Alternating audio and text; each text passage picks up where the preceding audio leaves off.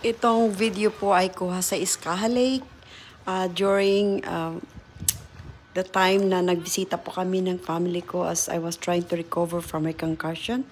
Napakaganda po dito kaya itry niyo pong puntahan Iskaha Lake, Canagan Falls po sa BC.